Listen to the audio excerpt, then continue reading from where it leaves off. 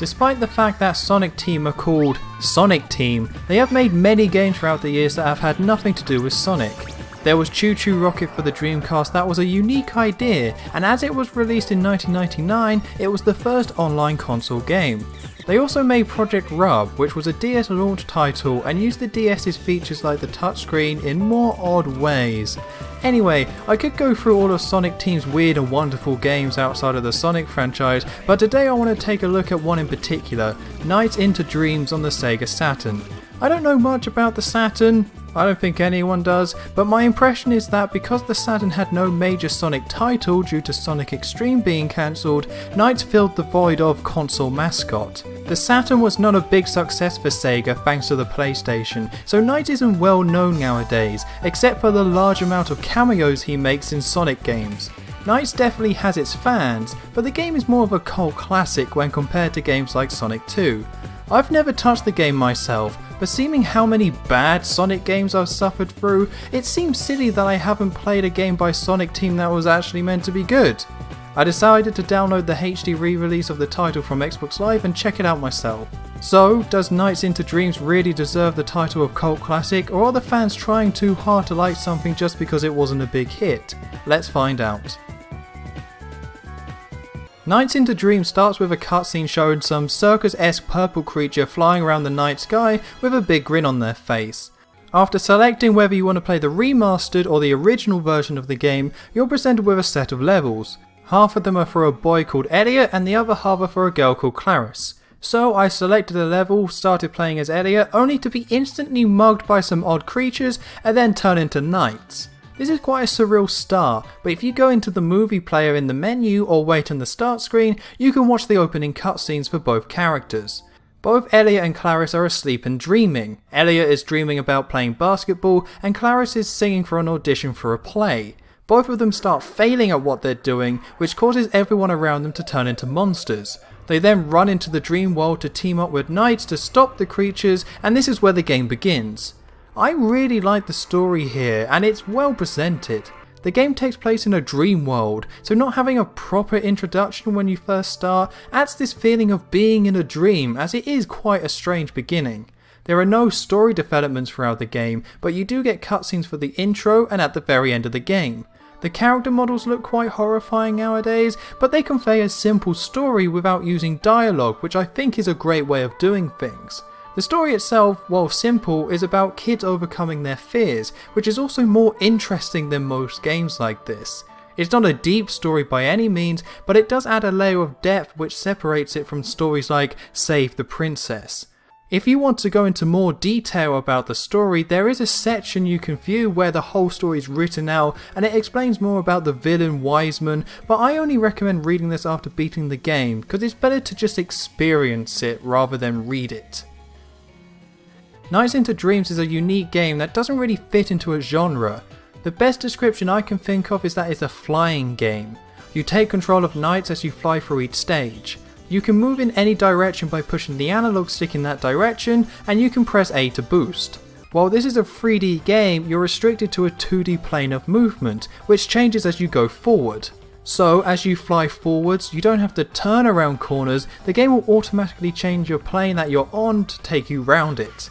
You can technically control and beat this game with just the analog stick, thanks to how basic but intuitive the controls feel. This game was released with a Sega Saturn controller that had an analog stick, so it was designed to show off the benefits of having this stick over having only 8 directions like before.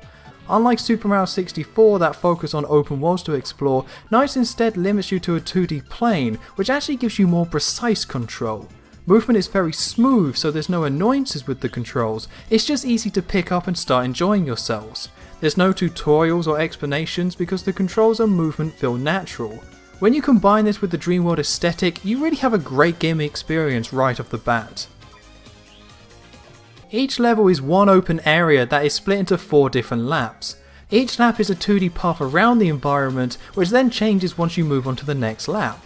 To finish and complete a lap, you must collect 20 blue chips found floating in the stage. Once you do, they then must fly into a device called the Idiot Capture to destroy it. To move on to the next lap, you then must return to the Idiot Palace, which is located at the start of the lap. Once you finish the 4 laps in a level, you must then defeat a boss which finishes the stage. There are only 8 stages in total to play, with each stage being 8 to 10 minutes long, which means there's not much original content here. However, the purpose of this game is to get high scores. If you want to unlock the last 2 stages and beat the game properly, you have to achieve a C rank or higher in the first 6 stages. Normally I don't care too much about high scores in games, but it makes a lot of sense in NiGHTS to do so. When I first played through each stage, I didn't do too well as I didn't know the stages and I didn't know all the tricks to getting high scores. This meant that I got a mix of D and C ranks. When I had to replay the stages to get higher ranks, it felt like a completely different game. Now I was figuring out how to get higher scores, and instead of just experiencing the levels and getting to the end, I was trying to do well. There are a few ways of getting high scores that I wasn't really aware of at first. The most obvious one is the link system, where if you collect items quick enough in succession, you'll get a multiplier for the points you receive. If you use the boost and know where everything is, it's possible to build up really large links and score high. The second thing is that you're also timed. The quicker you collect 20 blue chips and destroy the idiot capture, the more bonus points you'll score. After destroying the capture, you then enter bonus time where everything you do is worth double points. You can complete a lap as many times as you want to take advantage of bonus time and build up your score, but you must return to the palace within the time limit. If you don't, knights will turn back into Elliot or Clarice and you will get 0 for that lap. It's this that gives the second playthrough of the game an edge that's not there the first time. It's very much a case of it's easy to pick up but it's hard to master. You'll have a great time playing through the game initially, but after that it then becomes very addictive to replay levels to go after those A ranks. I've sung this game's praises enough now, so let's move on to the few things I didn't like. While I really like the design of the bosses and the areas you fight them in, I didn't actually enjoy fighting them. As the controls are so simple, the boss gimmicks themselves are either overly simple or just a little annoying. The first boss is a large woman who's shaped like a ball. To beat her, you have to grab onto her and push her forwards to break panels in front of you. Once you get to the end, you win. It's not a horrible boss, but the camera can be very unhelpful here, and aiming and firing her like a ball can be harder than it should be and just isn't fun in the end. I don't hate the bosses, but they felt a little weak. I have 2 more complaints that are more nitpicks, but I feel like I should mention them. The first is that there are enemies in levels and most of them can blindside you if you're not careful. The number of enemies is very limited overall, so you're rarely keeping an eye out for them so you can focus on just being quick and getting high scores. This means that when there is an enemy, it feels like it comes out of nowhere, and if it hits you, you will lose all momentum and can also lose 5 seconds of your timer. There's so few enemies that I don't see the point of them even being here at all because they're just irritating. The second nitpick is that towards the end of certain laps, the game will shoot you into the palace. To get high scores, you need to not go into the palace so you can do more and more laps, but sometimes you will have to actively avoid them. Certain laps will have boosts that fling you into the palace, so you have to quickly get out of the way. I don't mind having to avoid palaces normally, but when there are times when I'm boosted into it earlier than I wanted to, so I have to restart the whole stage, it's irritating. The only reason why I bring up these 2 complaints is because this is the game that wants you to go for the A ranks and get high scores, and in this situation everything is more tense and it makes these problems more apparent. While I stated that movement is restricted to a 2D plane, there are sections that change the perspective. While playing the stage Frozen Belle, knights will turn into a sleigh at one section and the camera will switch behind knights, giving it a more traditional feel of a 3D game. There are a few sections similar to this, but like the rest of the game, the controls are simple, so you pick it up very quickly and just enjoy the ride. While certain textures haven't aged too well, the art style and the look of the game has. The environments are bright and colourful, which makes everything easy and pleasant to look at. I am playing the HD version of the PS2 remake, which definitely helps here. The visuals are complemented by the soundtrack, which is also great. The best way to describe it is that if they took a Sonic soundtrack and it was warped to match a Dream type setting. I know this is a very predictable way to describe the soundtrack, but it's just what I hear. All you need to know is that the soundtrack is definitely worth listening to. The last thing I need to mention is Christmas Nights.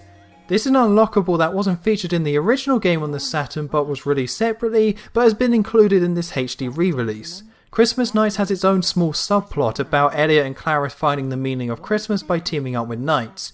It's cheesy, it's childish, but it's exactly what you want when something is centered around Christmas. This is only one level, which is a Christmas themed version of Spring Valley, which is Claris's first level in the main game. Despite Christmas Nights only being one level, it's probably the best Christmas level I've ever seen in a game. There was a large amount of effort when recreating this level, and it really captures Christmas quite well. It was weird playing this in June, but it's nice for what it is. Nights into Dreams is a unique but well made game. It takes a non-traditional approach to creating a 3D game and delivers an experience I've never had before. It's easy to start playing and the controls feel very natural to use.